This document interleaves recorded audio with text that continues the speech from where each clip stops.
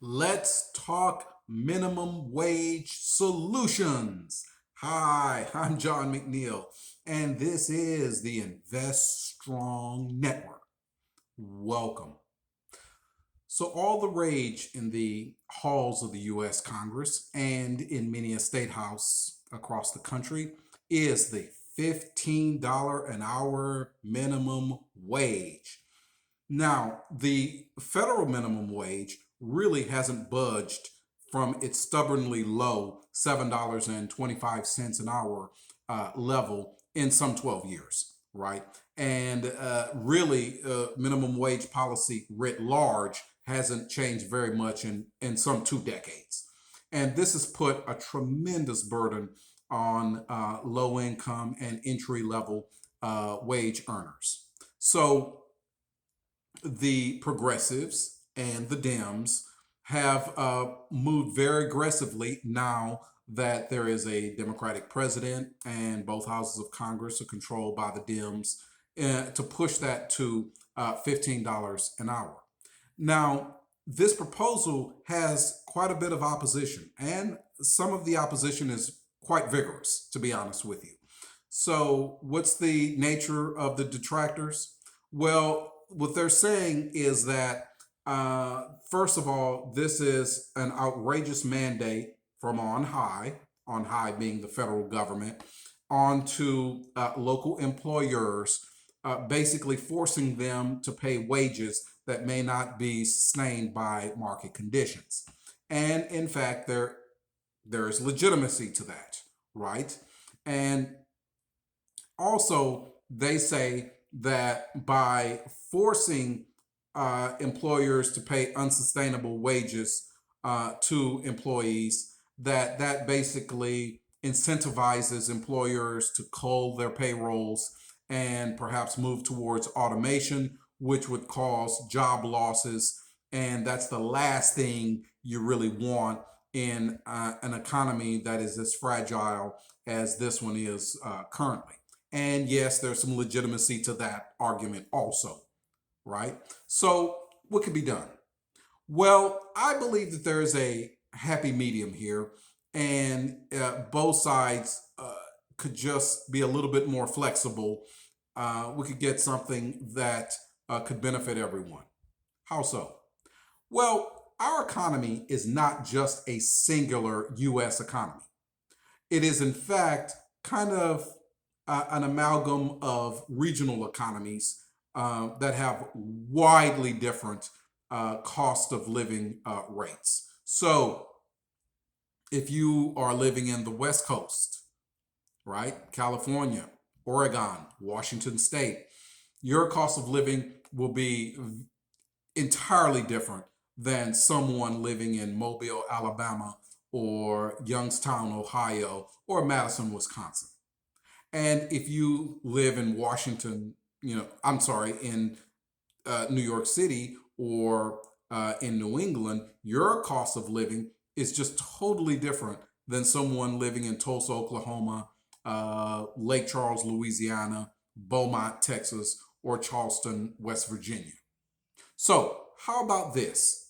Why not have a minimum wage that is structured towards the regional cost of living, right? So, in fact, if you live along the West Coast, say California, Bay Area, or even Los Angeles or San Diego, you could have a $15 an hour minimum wage, maybe even a $16 or $17 an hour minimum wage. Absolutely. The cost of living out there could absolutely sustain that level of minimum wage payment. Whereas if you live in Tallahassee, Florida, or shall we say Jackson, Mississippi, or even Cincinnati, Ohio, the minimum wage could be $11 to $12 an hour, commensurate to the cost of living. That just seems to make so much more sense to me.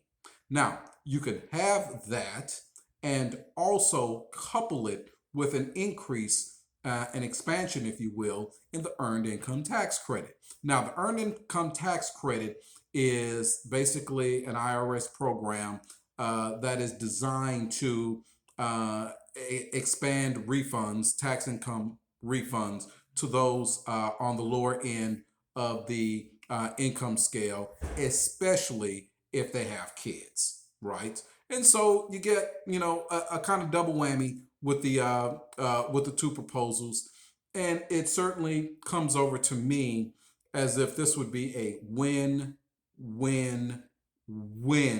situation for all involved. It just certainly doesn't make sense to me that you would have a national minimum wage that does not take into consideration the regional variances in the cost of living, right? And so those employers that are in Boise, Idaho, or Cleveland, Ohio, or Detroit, or Fort Wayne, Indiana, they would not have to pay a $15 an hour minimum wage. That would make much more sense for someone that lives in the metro New York area or New England or something like that, right? And thus that would soften the blow from basically doubling the current minimum wage. It would soften the blow for those employers in those areas, whereas it would be more appropriate for those who do live in those higher cost of living areas. They could not only meet but perhaps even exceed 15 bucks an hour, and it really not be that much skin off their nose, as they say, right? And of course, the an expansion of the earned income tax credit would benefit everyone, or at least all those who are on the lower end of the income scale, right? So that's my thought on the whole subject. Expanding the earned income tax credit and having a minimum wage increase, and everyone would see some kind of increase, but having a minimum wage increase that is tailored to the cost of living in your region, right? And so, and then once that's done, there's actually a third level to this. Once you've set it, for the cost of living in that region, then index it for inflation so that we won't have to continually fight this battle, year after year, into the future, right? And I think that these three things would go a long, long way towards getting that minimum wage up for those who need it, and without putting an unfair and burdensome mandate on employers who really could not afford the increase. All right, those are my thoughts. Please let me know what you think. I know I certainly don't have all the answers, so I would love to hear what you have to think, what you're thinking, and what you have to offer in the comments. So leave a comment. I promise you, I'll respond to each one. And smash the thumbs up button. Yay, thumbs up. Do it for me. I need it. I love it. Thank you. And of course, subscribe. Subscribe to Invest Strong. I'd appreciate it. Thank you so much, friends, and good blessings.